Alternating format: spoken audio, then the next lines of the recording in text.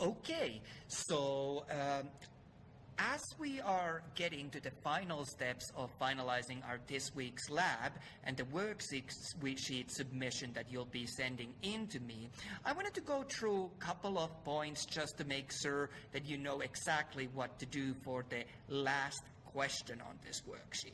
So as you saw on this worksheet, we collected our data, we made a plan for experiment, we predicted a hypothesis, and we answered a bunch of questions at the final page. The very final question, question 6, asks you to prepare a line graph of your group's data using Microsoft Excel.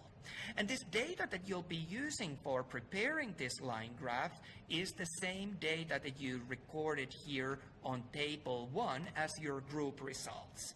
So obviously this data is going to be different from one group to another. The big thing to notice here is that not only does the data differ from one group to another, it also differs based on whatever type of experiment you chose to complete. So you had an option to look at the quantity of the beans, effect of that to the CO2 production, or you had an option to look at the impact of pH on the CO2 production, or you had an option to look at whether the type of beans that we had affected the CO2 production. So again, you're going to be preparing a graph based on your own group's data, and the data is going to look different for each group. However, since I know that sometimes students have a little bit of harder time with this part of the lab, I want to make sure that I give you tools to make sure that you can produce this graph for me. So all of these numbers that you see on this spreadsheet are going to be the numbers that you recorded for the CO2 concentration. And you remember the carbon dioxide concentration on this experiment was evidence of the rate of cellular respiration that was happening in each of these conditions. So let's have a look how we're going to be preparing this line graph, and we're going to do it together. So I'm going to jump to a different file. I'm going to jump into a Microsoft Excel file. And I had one group that graciously was willing to share their data with us, with the rest of the class. So here we have their data that they've shared with us. We're seeing that they were looking at, in addition to the positive and negative control, which I would have expected that all groups prepared. In addition to that, they also recorded for us the different p-types. That was what they were interested to see, and they wanted to see how the different p-types performed cellular respiration over time. So we have their data, their numbers there, and remember that this data shows us the data over 5-minute period, starting at the starting point, then looking at the data at 1 minute, 2 minutes, 3, 4, and finally at the 5 minutes. How much CO2 did we end up building up for these different types of beans that we had? A lot of the time students do kind of feel a little intimidated with preparing this graph, so we're going to do it together.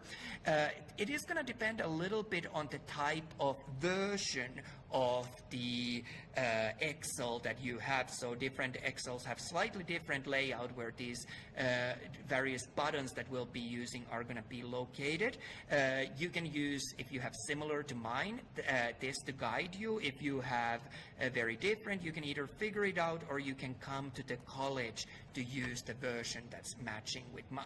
So first thing you're going to do, you're going to highlight all of your data, and you're going to go to Insert, and you're going to choose a line graph from there. So we've made Start, but it's not showing exactly what we want in this particular graph that we prepared, but that's not a problem. We're going to fix it together. So the first thing we're going to do, we're going to be making sure that we click the button that says Switch Column Row Data, and we're going to choose the button that says Select Data as well. Let's see if I can do it here. I should be at the right place now. And what we're gonna be doing, we're going back here, we're choosing the full data set, and that looks a lot more promising now. Now we have the different kinds of conditions that we were measuring as different colored lines that we have here. However, we're not seeing everything exactly the way we want to see it. So let's see if we can figure it out a little bit. On the x-axis, on the horizontal axis, we want to make sure that we have there the time, but the time should start from 0 and it should end to 6. So let's go back to that select data. And for the horizontal axis labels, we're going to click edit, and we're going to go and highlight the different times from 0 to 5, so measuring that at once per minute.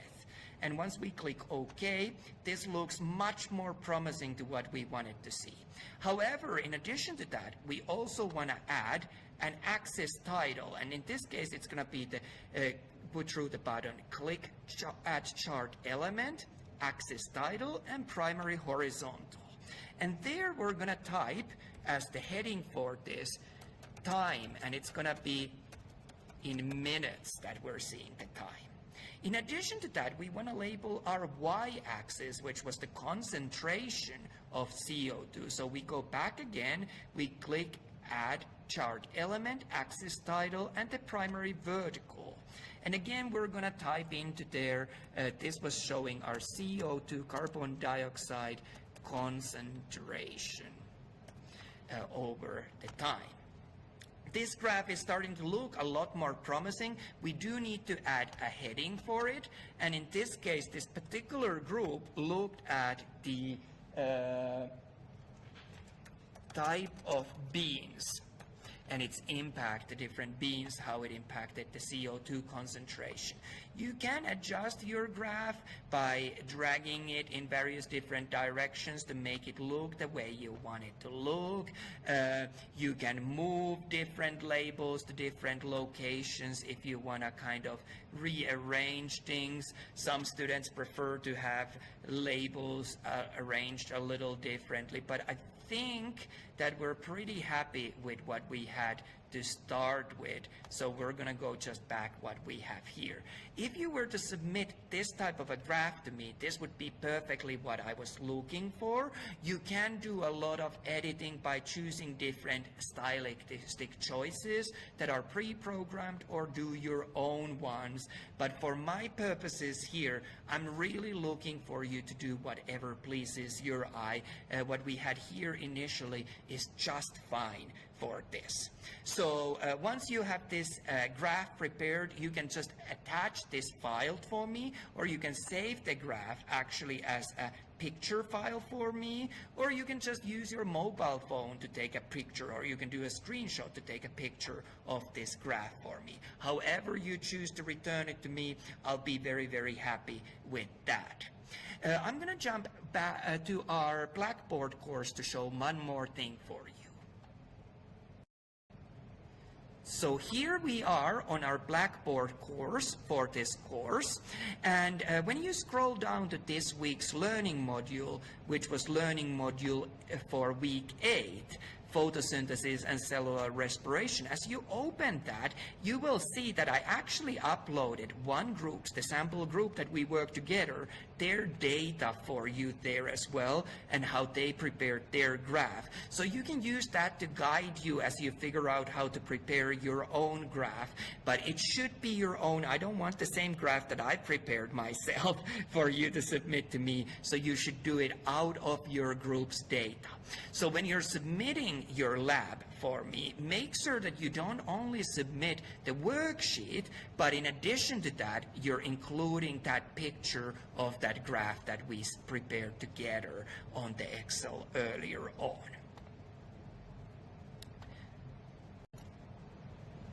So I hope that this helped you as you're working through the last question on your worksheet, which was how to prepare this graph. I know that it takes a little bit of clicking around, it takes you a little bit of effort. If you get totally stuck with this process at any stage, you can always reach out to me and we can do a virtual get together and work through so that you prepare your own graph. But I'm looking for each one of you to submit a graph of your own group's data.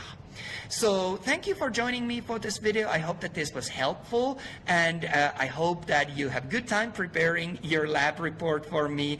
And remember that next week it's gonna be our spring break, so I look forward to hearing all about your spring break adventures when we meet again at the week following next week.